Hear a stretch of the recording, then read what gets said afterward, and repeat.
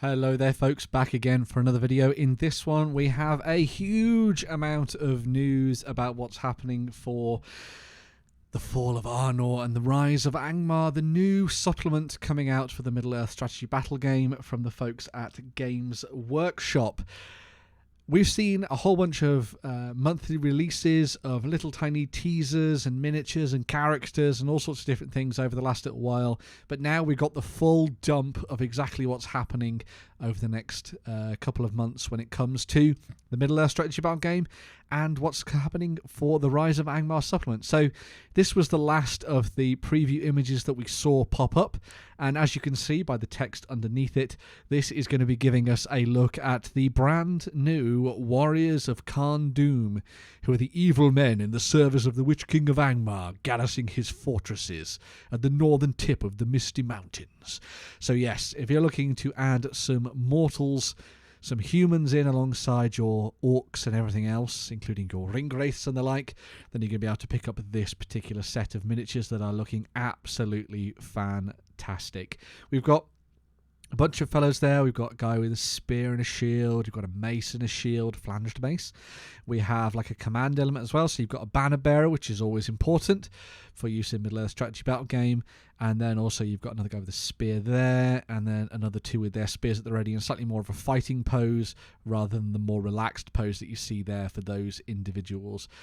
I got to say, these are looking really, really nice. I like the touch of the shields being that slightly more geometric design. It looks like maybe they could have stolen those from dwarves perhaps, because that has a similar feel to the look of the dwarven shields from the Middle-earth strategy battle game, and obviously the movies as well, from The Hobbit and The Lord of the Rings, although of course they could have just crafted them themselves, I would imagine. But being as close to the Misty Mountains as they are, maybe they have indeed plundered them and taken them for themselves, which would be quite cool to see. But yes, otherwise a really nice little set of miniatures there for the Warriors of Kharn-Dûm.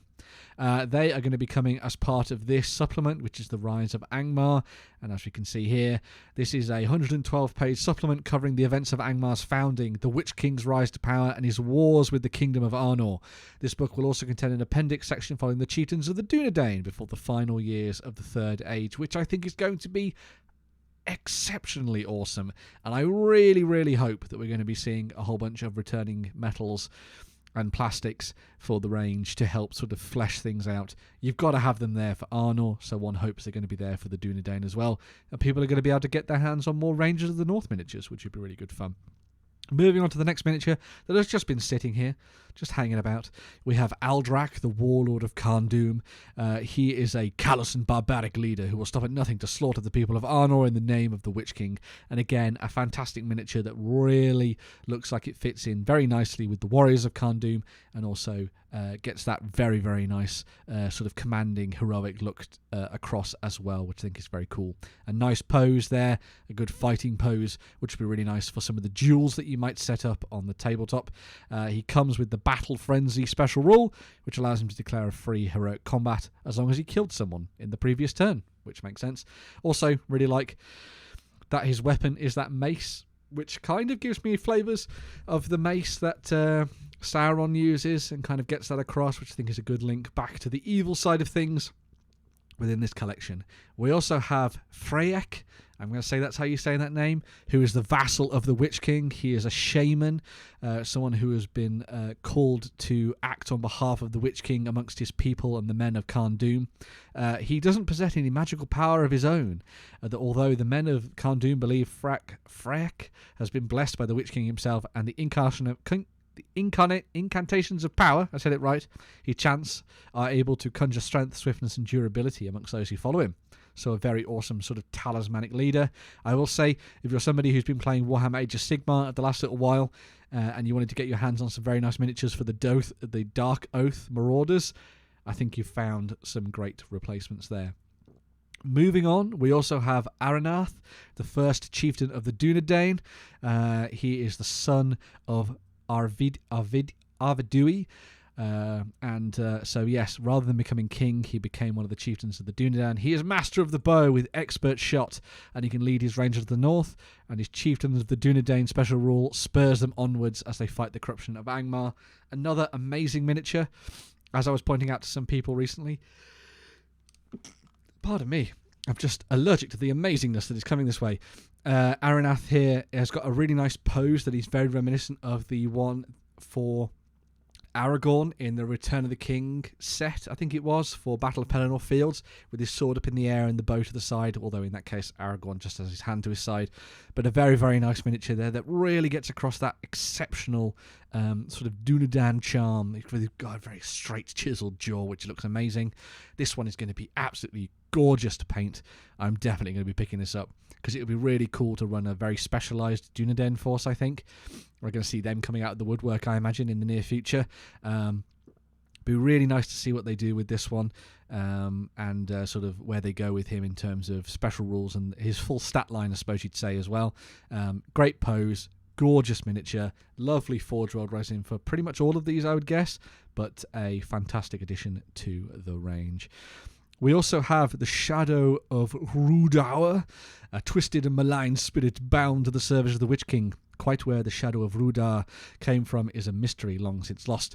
It is said that the Shadow of Rhudaur can manifest its own dark magic, appearing as a herald of doom to its enemies. Those confronted by this spectral being will see their resolve ebb away and the winds of fate seemingly abandon them. Another exceptional model. Love the pockmark blade there from Age and that gorgeous floating feel to the miniature. Very, very nice. Very fantastic. Great for those who obviously want to play a game set around the sort of Rise of Angmar and the Fall of Arnor, but also will be really good for fitting into a slightly later Third Age army around the time of the Lord of the Rings, because the Angmar force has a lot of spirits and stuff involved with that army as it is. So this would be a really nice addition alongside some of the spectres and things that they already have in the range.